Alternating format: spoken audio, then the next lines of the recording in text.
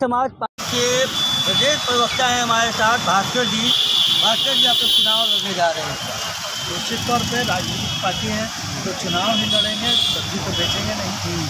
सब्जी नहीं बेचेगा, सब्जी महंगा हो गया है। नहीं तो सब्जी महंगा हो गया है, लेकिन अभी जीएसटी नहीं लगा, कभी सस्ता ही, इसलिए अभी सस्ता हो सकता है। ये किस तरफ हैं आप लोग? राइट है, लेफ्ट है, बीच में कहाँ है? जनता को पता नहीं चल रहा है। साफ साफ आपका पिक्चर क्लियर नहीं है आपकी पार्टी का। हम शोषित वंचितों और बहुजन विचारधारा की तरफ। तब आप सेफ गेम खेल रहे हैं। आप नहीं, सेफ जोन नहीं। जैसे वंचित कौन है? शोषित कौन वंचित है? जी जी, जो आज मॉब लिंचिंग के कार्य मारे जा रहे हैं, मुसलमान जो दलितों के कारण जूते पड़ रहे हैं। बस यही है। हम एक सवाल यहाँ था, मतलब आप मुस्लिम और दलित कार्ड खेल रहे हैं, जिसकी जनसंख्या सबसे ज़्यादा है। निश्चित तौर पे बहुजन जो शोषित है आज इस देश में, जिन लोगों का राज है शोषण की तो कर रहे हैं ना।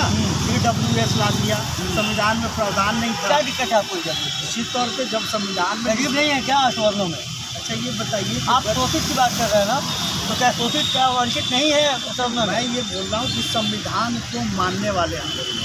आपने कहा शोषित वंचित की पार्टी है, तो EWS किसको मिला? शोषित वंचित को मिला ना? नहीं, EWS शोषित वंचितों को नहीं मिला। एक जाति विशेष को विशेष तौर पे घुसाया गया। जैसे हमारे यहाँ SC ST को 2.5 लाख का देना पड़ता है कि 2.5 लाख से ऊपर होगा तो रिजर्वेशन नहीं मिलेगी, और आप उसमें 8 लाख का दायरा बढ़ाया तो कैसे शोषित वंचित है?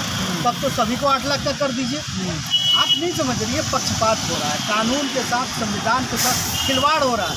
अगर आपने आज संविधान को नहीं देखा, नहीं समझा, तो ये कुछ भी बना देंगे, कुछ भी बना देंगे। आप लोग कल कह रहे हैं, आप कल बनाए हैं। कल नहीं, एक पिक्चर आया था, कर देंगे। पिक्चर आया था कि एक दलित पे एक ब्राह्मण का लड़का जो है वो पेशाब कर रहा था। चंद्रशेखर रावत ने क्या किया? देश भर में क्या किया? उसके लिए क्या मुहिम थी? क्यों मुहिम छेड़ा? तो आपके दलित है, आप तो वंचित है, उनके साथ हो रहा है। उसने कहा कि मैं दलित हूँ, वो तो पैर धुलवा रहा था। वो नहीं, वो तो बाद में पता चला ना, जो गलत लोगों का पैर धो रहा था, वो तो बाद में वो आदमी था ही नहीं। मुझे बोलने देंगे? हाँ बोलिए, आप मुझे बोलने देंगे? बोलिए। मैं ये कह रहा हूँ कि वहाँ राम राज्य की सरकार है। एक शुक्ला जी ब्राह्मण ने एक आदिवासी के चेहरे पे मूत रहे थे, और वहाँ का शूद्र राजा जो चौहान जी हैं वो शूद्र हैं, वो शूद्र जाके पैर धो रहे हैं। यानी ब्राह्मण का पाप का कर्म जो है उसको धो के एक शूद्र मिटा रहा है। आजाद रावण ने क्या किया? इससे क्या लेना देना है? आपको करना है इसमें, हम मुख्यमंत्री हैं। आप नेशनल पार्टी है ना, नेशनल लेवल पे लड़ रहे हैं ना। हमने उसकी प्रतिक्रिया दी, बल्कि उस पर खिलाफत किया। आप जब मुख्यमंत्री हैं, आप प्रधानमंत्री हैं, और सवाल हमसे कर रहे हैं। चंद्रशेखर रावत ने वहाँ पे क्यों, वहाँ जाके दौरा क्यों नहीं किया? वो तो दिल्ली चले गए, महिला पहलवान के पक्ष में खड़े हो गए, वहाँ क्यों नहीं गए? किसने कहा कि मेरे साथ शोषण हुआ? मुझे बताएं। वो FIR दर्ज है, FIR पिक्चर में वही बात। आप FIR होगा कब जाएंगे? आप FIR करवाने नहीं जाएंगे? करवाने भी जाएंगे अगर वो कहेगा तो। वो कहेगा कि हम शोषित हैं।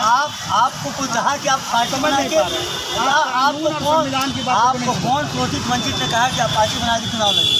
आप वहाँ नहीं जा रहे हैं, उसने मुझे नहीं बुलाया। आपने ये सवाल ठीक किया कि किसने कहा? इस देश के संविधान ने कहा। अगर तुम्हें लगता है कि तुम्हारे साथ अन्याय हो रहा है तो तुम अपनी आवाज़ उठाओ। देश के संविधान ने कहा अगर तुम्हें शोषित के जगह पे शासक बनना है तो तुम पार्टी बनाओ। इसी देश के संविधान ने EWS ला के दिया, फिर क्यों आप? संविधान ने नहीं, संसद ने। संसद संविधान बनाती है। हाँ, संसद तो ये गलत है, उसकी मूल भावना के खिलाफ है। संसद गलत है आपका कहना है? जी निश्चित तौर पे। संसद में आप क्यों जाना चाहते हैं?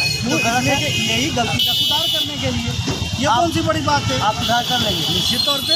अभी हम जा क्यों रहे हैं? चंद्रशेखर रावत ने अभी इस लेवल पे कहाँ सुधार किया है वो जनता को बता दीजिए। मुझे लगता है कि आपका चंद्रशेखर रावत से कोई व्यक्तिगत नहीं, कोई आप बताइए। आप ये बताइए, आप दलित वंचित के नहीं चंद्रशेखर रावत जी एक पार्टी उन्होंने गठित किया, आजाद समाज पार्टी कांसीराम, जो कांसीराम साहब के बहुजन हिताय बहुजन सुखाय के रास्ते पे चल रही है। शोषित वंचितों की बात उठाए, ना वो कहीं के प्रधानमंत्री हैं, ना ही कहीं के मुख्यमंत्री। उसके बावजूद भी आज अगर इस देश में किसी का अगर विश्वास है शोषित वंचितों का, तो वो भीम आर्मी, आज़ाद समाज पार्टी और 100 एमर्जिंग लीडर में चंद्रशेखर आज़ाद रावण का नाम आया, इसलिए कि उनकी पैठ जनता के बीच। कहने का मतलब है कि दलितों में चंद्रशेखर रावण का नाम कर तो उठ गया, दलित वहीं है।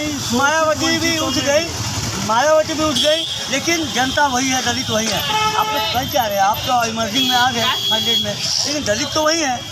तो मैं यही अपील करूंगा कि एक दलित को प्राइम मिनिस्टर बना दे, चंद्रशेखर रावत को प्राइम मिनिस्टर बना दे। सब दलित राष्ट्रपति बन गया है, एससी आपका तो बना हुआ है, ऐसा थोड़े कि नहीं बना है। राष्ट्रपति बहुत विद्वान का जगह है, बना विद्वान का जगह है। तो भाजपा के प्रदेश अध्यक्ष बिहार के सम्राट चौधरी कहते हैं कि ब्राह्मण श्रेष्ठ था, श्रेष्ठ है, श्रेष्ठ रहेगा। तो क्या दिक्कत है आपको ब्राह्मणों से क्या दिक्कत है? भैया हमको इससे दिक्कत नहीं अगर है। श्रेष्ठ हम बोल दिए दलित श्रेष्ठ है, क्या दिक्कत होगी ब्राह्मणों की? नहीं होनी चाहिए, नहीं होनी चाहिए। तो आपको क्यों दिक्कत हो रही है कि ब्राह्मण नहीं होनी चाहिए। और ये मैं ये कह रहा हूँ कि श्रेष्ठता का आधार जाति नहीं हो सकती, श्रेष्ठता का आधार योग्यता होती है। और अम्बेडकर जी को श्रेष्ठ नहीं बोलते लोग, बोलते हैं तो उनको दलित होने पे बोलते हैं कि श्रेष्ठ होने, योग्यता पे बोलते हैं। तो आप किसी मान लें, क्या हम राधा कृष्णन को नहीं मानते हैं, हम जवाहरलाल नेहरू को नहीं मानते, क्या हम उनको कहते हैं निकम्मा? जवाहरलाल नेहरू ब्राह्मण थे ना, तो निकम्मा तो हम नहीं कहते हैं, श्रेष्ठ हुए ना, निकम्मा तो नहीं कहते हैं। लेकिन जो निकम्मा उसको निकम्मा कहना है ना, इसलिए नहीं ना कहेंगे कि वो ब्राह्मण है। जी यहाँ राजनीति चल रही है, अगर कोई किसी को श्रेष्ठ बोल देता है तो कोई किसी को नीच बोल दे तो राजनीति होना चाहिए। श्रेष्ठ बोलने पे किसी की बुराई करने पे राजनीति क्यों होनी चाहिए? किसी की बुराई हो तो राजनीति हो। कर ही नहीं रहा। आप सवाल कर रहे हैं, मुझे जवाब देना पड़ता। मैं समझता हूँ कि ये सम्राट चौधरी जी का व्यक्तिगत मामला है। उनको मैं सलाह दूंगा जो रोज ब्राह्मणों का चरणामृत पिए, उनका जो है स्वर्ग मिल जाए। अगर कोई किसी को श्रेष्ठ बोल देता है तो उसको चरणामृत पीना पड़ेगा, ये आपका कहना है? चलिए कोई जाति नहीं हो सकती, श्रेष्ठता का आधार योग्यता होती है। और अम्बेडकर जी को श्रेष्ठ नहीं बोलते लोग, बोलते हैं, तो उनको दलित होने पे बोलते हैं कि श्रेष्ठ होने, योग्यता पे बोलते हैं। तो आप किसी मान लें, क्या हम राधा कृष्णन को नहीं मानते हैं, हम जवाहरलाल नेहरू को नहीं मानते, क्या हम उनको कहते हैं निकम्मा? जवाहरलाल नेहरू ब्राह्मण थे ना, तो निकम्मा तो हम नहीं कहते हैं, श्रेष्ठ हुए ना, निकम्मा तो नहीं कहते हैं। लेकिन जो निकम्मा है उसको निकम्मा कहना है ना, इसलिए नहीं ना कहेंगे कि वो ब्राह्मण है।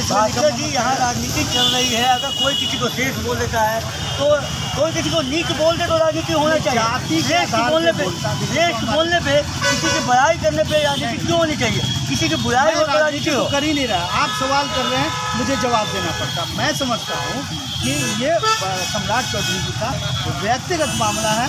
उनको मैं सलाह दूंगा जो रोज ब्राह्मणों का चरणामृत पिए, उनका जो है स्वर्ग मिल जाए। अगर कोई किसी को श्रेष्ठ बोल देता है तो उसको चरणामृत पीना पड़ेगा, ये आपका कहना है? चलिए कोई बात नहीं।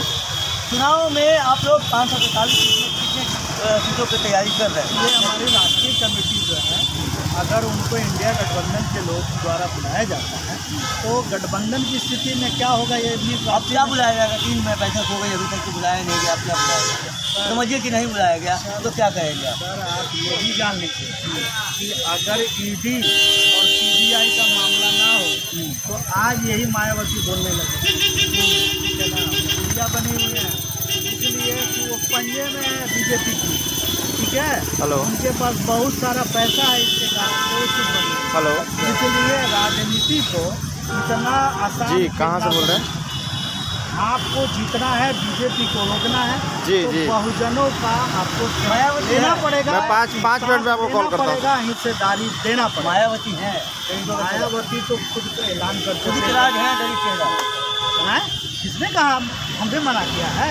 हम तो ज़बरदस्ती आपके साथ नहीं आ रहे हैं। आपने यही काम किया था, अखिलेश यादव ने भी मायावती को पकड़ लिया था, आज़ाद समाज पार्टी को छोड़ दिया। क्या हुआ? विपक्ष में बैठे हुए हैं, गाना गा रहे हैं। और बाकी लोग जो निकम्मे लोग हैं मंत्री बने हुए हैं। जोगी बन गया है, जो सन्यासी का काम मठ में था वो मुख्यमंत्री है। आपका बाप दादा मुख्यमंत्री थे, आप जाकर विपक्ष में बैठे हुए हैं।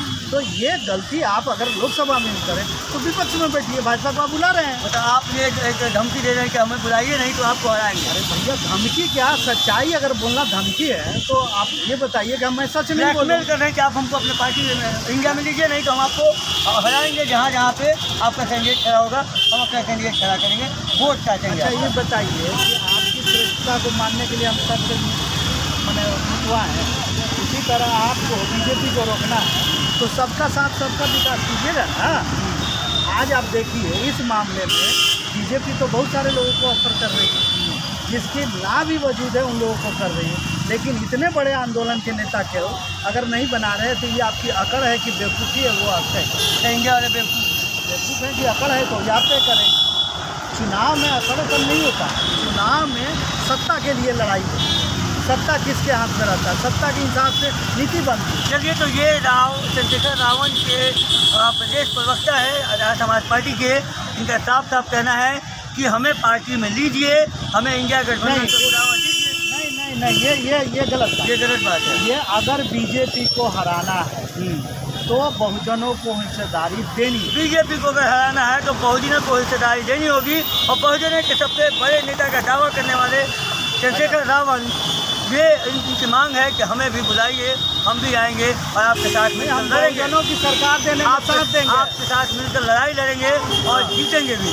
बने रहिएगा प्रेस जागरण के साथ। धन्यवाद।